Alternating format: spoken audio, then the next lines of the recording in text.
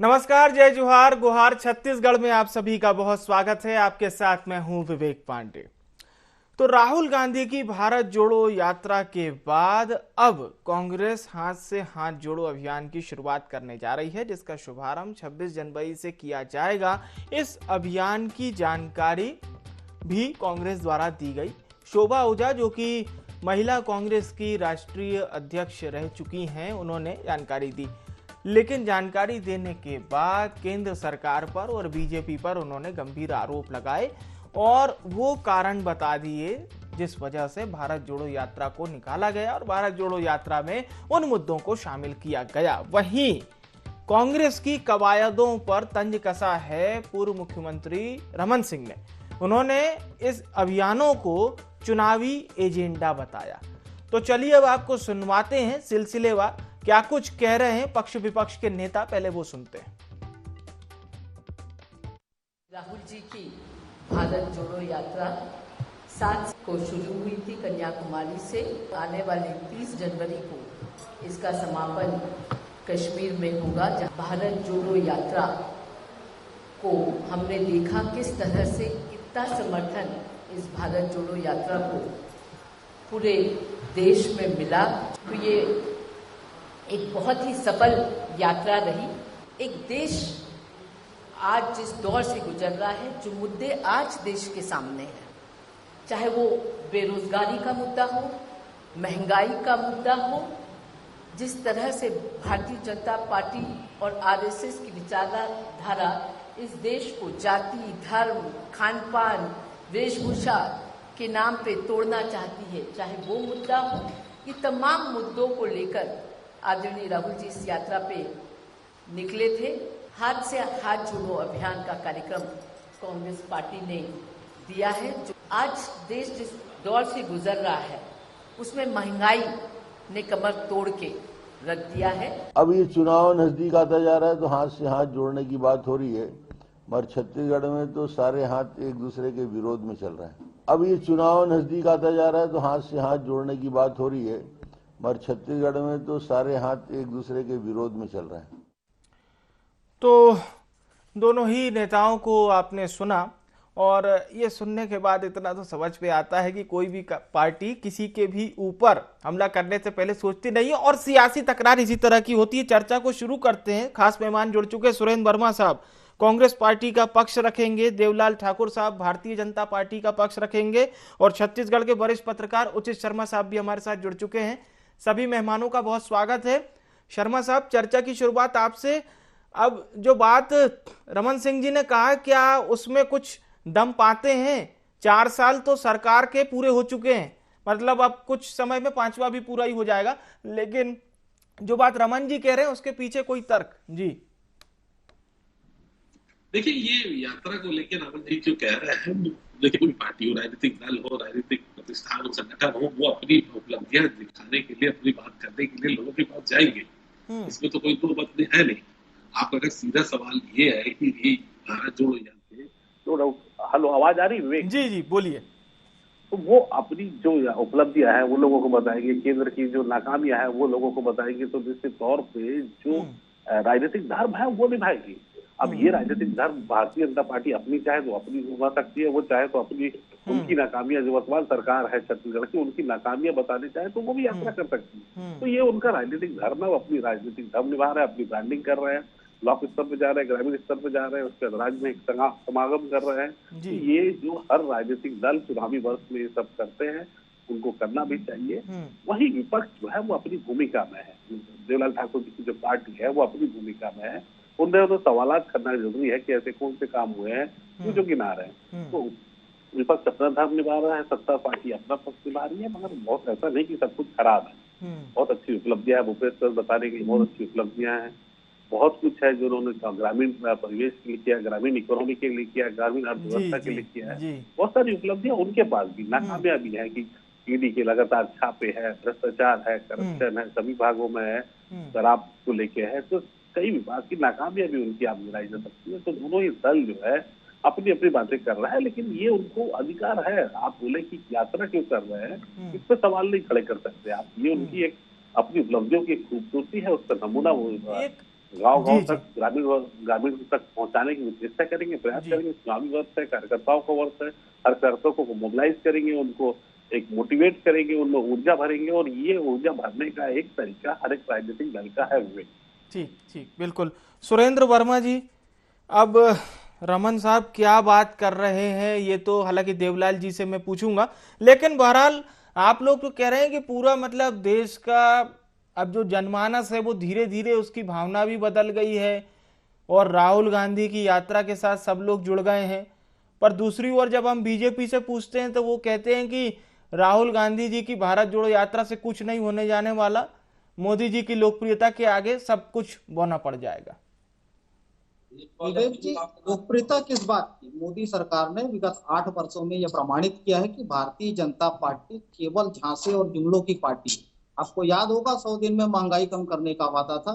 आज क्या स्थिति है? ऐतिहासिक रूप से शिखर पर है। 2 करोड़ रोजगार हर साल का वादा था, ये उल्टा 23 करोड़ लोगों की लगी लगाई नौकरी खा गए। और जिस प्रकार से देश के भीतर नफरत और उन्माद फैलाने की साजिश सत्ता के इशारे पर भाजपा के संरक्षण में फैलाया जा रहा है, निश्चित रूप से आज जरूरत है जो राहुल जी निकले हैं, कांग्रेस के सर्वमान्य नेता हैं, उनकी तपस्या और उनके साथ जुड़ते लोग इस बात के गवाह हैं कि भारतीय जनता पार्टी के जुमलों और झांसों से देश की जनता ऊब चुकी है। जिस प्रकार से आपको याद होगा 2022 तक इनका वादा था किसानों की आय दुगनी करने का, ये उल्टा लागत 4 गुना बढ़ा दिए। डीजल पर सेंट्रल एक्साइज जो यूपीए के समय 3 रुपया 54 पैसा था, आज 30 रुपए के आसपास है। 10 गुना मुनाफाखोरी मोदी सरकार करे और इनके फोकस में चंद पूंजीपति मित्रों का हित है। इनके मित्र जो है मोदी सरकार के संरक्षण में प्रति मिनट 2.5 करोड़ रुपए से ज्यादा कमा रहे हैं। वहीं 84 करोड़ 84 करोड़ जो सामान्य वर्ग है उनकी आय लगातार कम हो रही है। जो तेल का दाम खाद्य तेल का 70 रुपए प्रति लीटर था, आज 200 से ऊपर है। जिस प्रकार से इनको किसानों को देने के लिए पैसा नहीं है। एनएसओ की रिपोर्ट में यह प्रमाणित हुआ है कि किसान की औसत आमदनी प्रति किसान मात्र 27 रुपए है। 27 रुपए में आज क्या गुजारा चल सकता है विवेक जी? और इनके फोकस में पूंजीपति मित्र हैं जिनका 11 लाख करोड़ का कर्जा जो है राइट ऑफ किए, 1.5 लाख करोड़ रुपए का कारपोरेट को हर साल टैक्स राहत, और जो बैंक फ्रॉड बढ़े हैं मोदी सरकार के संरक्षण में, उसके चलते पिछले 3 साल में 6 लाख करोड़ की राशि लुटाई गई है अपने मित्रों में। इनके फोकस में वही पूंजीपति हैं, इनको जन सरोकार से कोई चलिए, मतलब तो नहीं है। आपको लगता है कि भारत जोड़ो यात्रा और हाथ से हाथ जोड़ो अभियान के जरिए जनता आपकी बात को समझेगी और आपकी बात पर विश्वास करेगी? देवलाल जी, दर्जनों आरोप तो अभी सुरेंद्र जी ने लगा दिए आपकी पार्टी पर, केंद्र सरकार पर, और हमेशा ये सुनने को मिलता है कि उद्योगपतियों को बहुत सपोर्ट किया जाता है, गरीब जनमानस को सिर्फ भाषणों में रखा जाता है। क्या ये सही है मोदी सरकार के इस पूरे मसौदे को लेकर? क्योंकि कांग्रेस पार्टी तो यही आरोप लगाती है आप लोगों पर। देखिए, पहले मैं इसी का जवाब दे देता हूं आपको। उद्योगपति और गरीब की बात कर रहे हैं। आदरणीय प्रधानमंत्री, जो यशस्वी प्रधानमंत्री इस देश के, उन्होंने ये सोच रखी थी कि हर गरीब परिवार के सर पर पक्का मकान हो 2024 तक। आज छत्तीसगढ़ में 17, 18, 15, 16 लाख लोगों का मकान क्यों नहीं बन पाया? सिर्फ इस सरकार की कर्मण्यता के कारण ये सरकार गरीबों के छत पर मकान देखना ही नहीं चाहती। गरीबों के लिए ही कार्य किए थे ना माननीय प्रधानमंत्री श्री नरेंद्र मोदी जी ने। क्यों आप उनको राज्यांश नहीं दिए? अब ये हम बोलेंगे तो बोल देंगे भारतीय जनता पार्टी तो बोल रही है। अरे इनके कांग्रेस के ही शासन में, सत्ता शासन में मंत्री, ग्रामीण एवं पंचायती राज्य मंत्री ने इस बात को लेकर इस्तीफा दे दिया कि मैं गरीबों के साथ न्याय नहीं कर पा रहा हूं। यहाँ के वित्त मंत्री जो है भूपेश बघेल जी, वो उनको पैसा नहीं डाल रहे हैं, इसलिए उन्होंने इस्तीफा दे दिया जी। अब ये बताइए, गरीबों के लिए घर बनाने का काम माननीय नरेंद्र मोदी जी कर रहे हैं। ग्रामीण क्षेत्रों में घर घर पानी पहुंचाने का काम माननीय नरेंद्र मोदी जी कर रहे हैं। ग्रामीण क्षेत्रों में जो सड़क बनाने का काम है माननीय नरेंद्र मोदी जी कर रहे हैं। प्रधानमंत्री सड़क योजना के साथ छत्तीसगढ़ के योजना में गरीब गांव किसान, गरीब क्षेत्रों के लिए कोई भी अधोसंरचना के कार्य नहीं है। अगर माननीय नरेंद्र मोदी जी गरीबों के लिए कार्य कर रहे हैं तो इसमें कांग्रेसियों को दिक्कत नहीं होना चाहिए। उसमें तो अपना जो इनका प्रतिशत है उसको देकर, इनका जो राज्यांश है उसको देकर उसमें सहयोग करना चाहिए। अगर ये सहयोग नहीं कर रहे हैं तो ये दोमुहा बात कर रहे हैं गरीबों के लिए। आप कई समय से देख रहे हैं 70 सालों से कि गरीबी हटा देंगे। आज भारत जो गरीबी के हालात में इतने दिनों से चल रही थी उसका कारण ही कांग्रेस था। दूसरा, ये कांग्रेस पार्टी की बात करता हूं, इन्होंने राहुल गांधी जी को सर्वमान्य नेता माना है। मैं भी बोल रहा हूं कि कांग्रेस के लोग गांधी परिवार से अलग जा ही नहीं सकते। ये लोग गुलामी प्रथा वाले लोग हैं, उसके अंदर जो चाटुकारिता रहेगी वही कांग्रेस में रहेगा। अन्यथा शीर्ष नेतृत्व में G20 के जो चले थे अभी, पर ठाकुर साहब, कांग्रेस पार्टी कहती है कि राहुल गांधी संत हैं, तो संत की तरह वो पैदल चल रहे हैं, उन्हें ठंडी भी नहीं लग रही, संत कहती है कांग्रेस पार्टी। बता रहा हूँ, ये जब चुनाव आता है तब राहुल गांधी जी मंदिरों की तरफ दौड़ते हैं। उसके बाद इन्हें मंदिरों और सनातन धर्म से कोई सरोकार नहीं होता। ये ठंड की बात कर रहे हैं। हमारे यहाँ छत्तीसगढ़ी हम कहावत है, जब गेदा लड़का होते हैं ना, जब वो चलते रहते हैं तो उसको स्वेटर पहनाते हैं, जाड़ लग जी के तो स्वेटर को उठा के फेंक देता है। उसको समझ नहीं होता कि ठंड है कि गर्मी है, वो अपना चले जा रहा है। अगर इनको देश जोड़ना है, देश तोड़ने की बात करते हैं, अरे हमारे छत्तीसगढ़ में हमारी संस्कृति पर चोट हो रहा है। हमारे संस्कृति पर चोट करने वाले लोगों को मुख्यमंत्री भूपेश बघेल जी संरक्षण देकर धर्मांतरित करा रहे हैं। वहां क्यों नहीं आते राहुल गांधी? उचित साहब के पास हम लौटते हैं, फिर आप दोनों के पास में एक बार फिर से सवाल के लिए आऊंगा। उचित साहब, ये छत्तीसगढ़ के परिप्रेक्ष्य में ना देखें, वहां कांग्रेस बड़ी स्ट्रांग नजर आती है, कागज में भी और इस समय जो संगठन और सरकार का समन्वय है उसमें भी। लेकिन छत्तीसगढ़ से इतर जहां पर कांग्रेस कमजोर है, वहां ये भारत जोड़ो यात्रा क्या कुछ लगता है आपको बूस्ट कर पा रही है फिलहाल? देखिए, पूरे देशव्यापी अगर आप बात करें विवेक, तो निश्चित तौर पे हर यात्राओं का, हर पद यात्राओं का लाभ हुआ है। चाहे आप महात्मा गांधी से इसको आप करें तो वो महात्मा गांधी को लेके, चंद्रशेखर को लेके, दिग्विजय सिंह को लेके, बेटी प्रदर्श को लेके, राहुल गांधी को लेकर, आप तमाम जिन यात्राओं का जब आप विस्तार से पढ़े तो इसके दूरगामी परिणाम पार्टी हित के लिए, देश हित के लिए अच्छे ही होते हैं। गांधी जी जब कर रहे थे तो देश हित के लिए बहुत अच्छा, और उसके लॉन्ग टर्म इफेक्ट जरूर आते हैं। आपको बिल्कुल तुरंत में इसके लाभ भले न मिले, लेकिन पार्टी में तो ऊर्जा भरी है, क्योंकि एक बहुत अच्छा प्रतिशत राहुल जी को मिला है, राहुल की पार्टी को मिला है। और राहुल के अलावा पिछले समय जिन्होंने भी यात्राएं की है उनका भी उनको लाभ मिला है। तो उन यात्राओं का, चाहे रथ यात्रा भी एक, मैं इस यात्रा में लेता हूँ कि रथ यात्रा को मैं इसी में ही लेता हूँ कि रथ यात्रा का जिस तरीके से भारतीय जनता पार्टी को एक लाभ मिला था, एक एजेंडा था, एक उद्देश्य था, उसके तहत उन्होंने वो यात्राएं निकाली थी, तो निश्चित तौर पर उस पार्टी को भी लाभ मिला था 91-92 में। वही लाभ चंद्रशेखर जी के 1 साल 2 साल बाद उस चीज उसको लाभ मिला था। जिन भी यात्रा करते हैं उनको भी लाभ मिला था। तो आप यात्राओं का हमेशा से लाभ हुआ है। अब आप 6 महीने में इसका लाभ लें या 6 साल के अंदर इसका लाभ मिले, वो बात अलग है। लेकिन जो पार्टी जो धरातल की ओर जा रही थी, जो हाशिए पे जा रही थी, जिस पार्टी का लोग मरसिया पढ़ने को तैयार थे, उस पार्टी को लोग अब थोड़ा तवज्जो देने लगे हैं। ऊर्जा का संचार हुआ है, वो लोगों से मिले हैं। केरला से लेके जम्मू कश्मीर तक उन्होंने यात्राएं की है। अभी भी 125 साल पुरानी पार्टी में वो नई ऊर्जा के साथ लोग आए हैं और राहुल गांधी की एक्सेप्टेंस बढ़ा है। राहुल गांधी इसमें अपनी छवि सुधारने के लिए बहुत अच्छा हुआ। राहुल गांधी की छवि भी सुधरी है। उनका जो एक योजना, चलिए आप ये अच्छा आपने उदाहरण दिया कि रिफॉर्म जरूर हुआ है कांग्रेस में और उसका दायित्व कहीं ना कहीं राहुल गांधी को आपने बताया। वर्मा साहब, आप प्रश्न पूछ रहे थे कि उद्योगपतियों का ही कर्जा माफ क्यों करते हैं, और फिर देवलाल साहब ने जब लिस्ट गिनाने लगे तो पूरे ग्रामीण भारत से लेकर शहरी भारत तक आ गए, इतनी सारी योजनाएं गिना दी उन्होंने, कहां कहां वेलफेयर स्कीम चला रहे हैं। ऐसा है, भारतीय जनता पार्टी के लिए छत्तीसगढ़ केवल चुनावी लिहाज से जरूरी है। देवलाल ठाकुर जी जिस वर्ग से आते हैं, आपको याद होगा हाल ही में मोदी सरकार ने वन अधिकार अधिनियम में संशोधन करके अधिकार से वंचित किया, तब इनके मुंह में दही जम जाता है।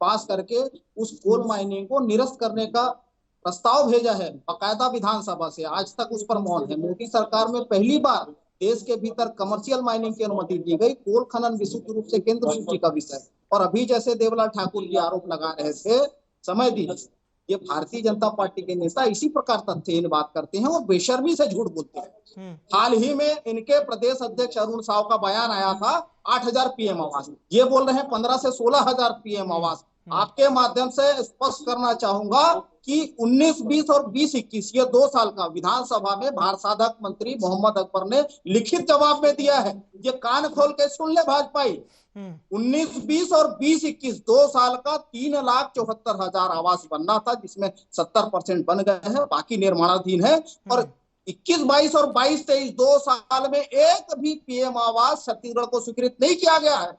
9 निकम्मे सांसद है भाजपा के, शर्म आनी चाहिए। और जो राज्यांश की बात कर रहे हैं, पीएनबी से 600 करोड़ रुपया पास हो चुका था, आरबीआई के इशारे पर उसको रोका गया। प्रदेश के हक और अधिकार का 55,000 करोड़ जीएसटी की क्षतिपूर्ति, कोल की रॉयल्टी और केंद्रीय करों में राज्यांश बकाया है। उसके साथ साथ 17,240 करोड़ जो एनपीएस का पैसा है, जो कर्मचारियों का अंशदान है, जो राज्य सरकार का अंशदान है, वो जब देने की बारी आती है तो मोदी सरकार के द्वारा और इनके वित्त मंत्री निर्मला सीतारमण ने मना किया, तब भी भाजपाइयों का, क्योंकि जब जब छत्तीसगढ़ के हक और अधिकार की बात होती है, छत्तीसगढ़ के नेता आप जिक्र करते हैं केंद्रांश का, कि केंद्रांश नहीं, मतलब सॉरी राज्यांश हमें नहीं मिला, वो केंद्रांश का जिक्र करते, थोड़ा कंफ्यूजन हो जाता है, पब्लिक नहीं समझ पाती ना इतना डिटेल में।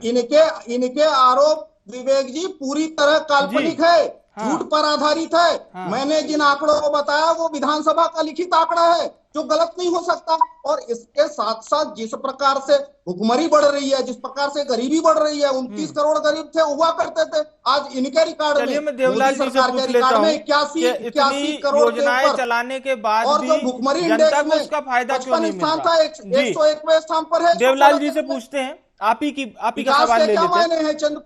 देवलाल साहब, आपकी सरकार बहुत योजनाएं चला रही है, केंद्र सरकार वेलफेयर स्कीम, बट जैसे कांग्रेस पार्टी का जो लेखा जोखा आपकी सरकार को लेकर है वो बहुत अच्छा नहीं है। उनका कहना है कि जो चीजें सरकार वेलफेयर के लिए चला रही है वो भी बिल्कुल दिखावा है और कुछ नहीं। लगभग वर्मा साहब तो यही बात दोहरा रहे हैं।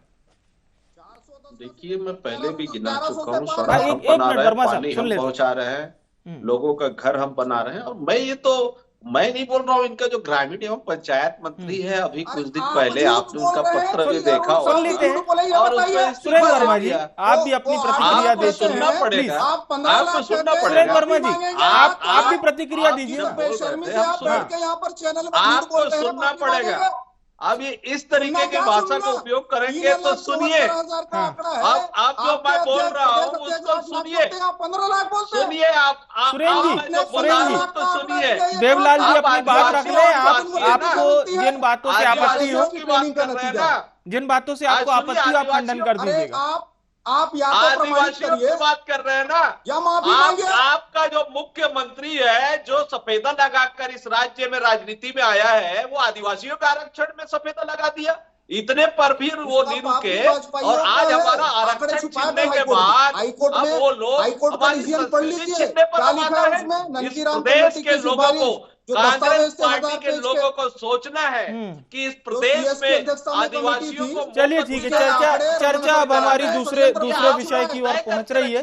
हम लोग चर्चा को व्यक्तिगत ना करने की काम मत कीजिए। आप लोगों को समझदारी से काम करना होगा। ये मेरा वक्तव्य नहीं है, ये आपके समाचार के माध्यम से, आप लोग के चैनल के माध्यम से ही विधानसभा पटल में इस्तीफा इस प्रदेश के ग्रामीण एवं पंचायत मंत्री ने आप लोगों को सौंपा है कि मैं गरीबों के साथ न्याय नहीं कर पा रहा हूं। इस प्रदेश की 2.25 करोड़ जनता तो जान रही है कि वो क्यों इस्तीफा दिए हैं, आज क्यों उनको इस्तीफा दिया, इनके अधोसंरचना। मैं एक सवाल पूछता हूं आपके चैनल के माध्यम से, आप खुद स्वयं मुख्यमंत्री जी से पूछिएगा। आदिवासी परिवार के 900 करोड़ रुपया जमा थे, उसमें 700 करोड़ रुपया पाटन एवं जाम गांव में संयंत्र लग रहा है, जो आदिवासी क्षेत्र में लगना था, आदिवासियों के बच्चे को वहां रोजगार मिलना था, आदिवासी परिवार के लोग वहां कार्यरत होते, क्यों उसको शोषण करके आदिवासियों के खून पसीने की कमाई में डाका डालकर इस प्रदेश के मुख्यमंत्री अपने पाटन विधानसभा इंतजाम काम लगा रहा है, जबकि वो जनजाति मंत्रालय का उसमें पैसा भी शामिल है। कौन आपको स्वीकृति दिया? आपने चलिए, अब आपने ये गंभीर आरोप लगा दिए हैं, वहां मुख्यमंत्री जी से बाद में हम सवाल कर लेंगे। सुरेंद्र जी से पूछ लेते हैं। सुरेंद्र जी, जो सवाल देवलाल जी पूछ रहे हैं कि किस प्रकार उसका आप जवाब दे सकते हैं। कांग्रेस के लोग आदिवासियों का हक, ठीक है, सुरेंद्र जी बैठे हुए हैं, कांग्रेस पार्टी के प्रवक्ता हैं, सरकार की ओर से ये भी जवाब दे सकते हैं। जी बोलिए सुरेंद्र जी। सुरेंद्र वर्मा जी। हाँ, आपका ऑडियो हमारे तक उतना साफ आ नहीं रहा है। मैं उचित साहब के पास एक बार रुक करता हूं और फिर आपसे आखिरी प्रतिक्रिया लेंगे। सुरेंद्र जी, उचित साहब, अब दोनों ही प्रवक्ताओं को आपने सुना है और ये कई बार हम लोग इस तरह की चीजें फेस कर चुके हैं कि सियासी बयानबाजियों में वो जो कुछ मुद्दे रहते हैं, तो केंद्र वर्सेस राज्य वाला फॉर्मेट, इस पर आपकी प्रतिक्रिया। जी देखिए, ये तो शुरू से चलते आ रहा है कि पत्रकार है। हाँ, देवलाल जी, उचित साहब की एक प्रतिक्रिया बहुत आवश्यक है। देवलाल जी प्लीज। जी देखिए, जिस तरीके से आरोप प्रत्यारोप तो दोनों ही लगे रहते हैं, ये सिंगल इंजन डबल लड़ाई लड़ते रहते हैं। ये आप देखिए कि ये जहाँ भी सरकार भारतीय जनता पार्टी की नहीं है, वहां पर इस तरीके की चीजें सुनने को जरूर आती है, लेकिन इसका ये मतलब नहीं कि सरकार का जो स्टेट है वहां तो हर कुछ नीट एंड क्लीन हो रहा है। आरोप प्रत्यारोप चलते रहते हैं, दोनों अपने राजनीतिक धर्म निभा रहे हैं। मैं फिर कह रहा हूँ, हम उन्होंने ईडी का आरोप लगा, ईडी क्या हमारे यहाँ ऑफिसरों क्या करोड़ों में रुपए नहीं निकल रहे हैं, ये आरोप गलत है। कुछ चीजें ऐसी हैं जहाँ केंद्र को लेके ये लड़ाइयाँ झगड़े चलते रहते हैं, बहुत अच्छी बात आपने कही है। मिल के इसका सॉल्यूशन निकाला जा सकता है। लेकिन जहाँ तक, अगर हम फिर वही मुद्दे पे आए कि जहाँ तक यात्रा का है उनको बड़ा लाभ मिल रहा है, छत्तीसगढ़ में जो करने का प्रयास कर रहा है वो लाभ मिल रहा है, वहीं विपक्ष जो है इनकी नाकामियों के लिए भी मैं चाहता हूँ, जनता चाहती है कि नाकामियों के लिए भी यात्रा निकाले ना, वो जन जन तक जाए और पहुंचाए। और ये समझ अहम बात है। जी बिल्कुल सर, समय बहुत कम है। सुरेंद्र जी एक बार फिर से हमारे साथ जुड़ गए हैं, बहुत माफी के साथ रोक रहा हूं सर आपको। सुरेंद्र जी, आपकी प्रतिक्रिया फिर इस कार्यक्रम का समापन। शायद सुरेंद्र जी हमारे साथ नहीं जुड़ पाए हैं। चलिए, शर्मा साहब, देवलाल ठाकुर जी, सुरेंद्र वर्मा जी, आप सभी मेहमानों का बहुत बहुत धन्यवाद चर्चा में हमारे साथ जुड़ने के लिए। शुक्रिया, आपने समय निकाला इस खास चर्चा के लिए। तो चर्चा ये हो रही थी कि इन यात्राओं से कांग्रेस का भविष्य कितना सुधरेगा। हालांकि छत्तीसगढ़ के परिप्रेक्ष्य में अगर हम कांग्रेस को देखते हैं तो छत्तीसगढ़ में तो कांग्रेस काफी मजबूत नजर आती है, लेकिन अन्य राज्यों में इसका क्या असर पड़ेगा, अगर आप भारतीय जनता पार्टी से सवाल करते हैं तो वो इन यात्राओं को बहुत कमजोर बताती है। बीजेपी का कहना है कि इन यात्राओं से बहुत ज्यादा कुछ होने नहीं वाला। हालांकि इंटरनल मीटिंग में बीजेपी क्या कुछ इन यात्राओं को लेकर बातचीत करती होगी और इन यात्राओं से अपनी पार्टी के लिए क्या कुछ रणनीति बनाती होगी, यहां पर भी हमारी नजरें बनी रहती है। पर सबसे अहम और सबसे महत्वपूर्ण बात यही है कि 30 जनवरी को राहुल गांधी की भारत जोड़ो यात्रा का ये जो पहला चरण कह सकते हैं, क्योंकि कुछ लोग ये भी कह रहे हैं कि दूसरा चरण भी आएगा, तो लगभग पहला चरण कहा जा सकता है उसका समापन हो जाएगा। इस यात्रा से क्या कुछ संदेश इस देश में गया है, जनता के बीच में गया है, जनता के साथ में राहुल गांधी जिस तरह से इंटरेक्ट हुए थे, इससे क्या कुछ फर्क पड़ा है, ये हमें आने वाले समय में पता चलेगा। लेकिन फिलहाल बीजेपी को अगर हम देखें छत्तीसगढ़ में, तो उसे कहीं ना कहीं इन यात्राओं के इतर बहुत ज्यादा जरूरत है जनता के समर्थन की। वो किस तरह से बीजेपी जनता के बीच में जाके लेगी, इस पर हमारी नजरें बने रहेंगी। गुहार छत्तीसगढ़ में इतना ही। मुझे यानी विवेक को दीजिए इजाजत। नमस्कार।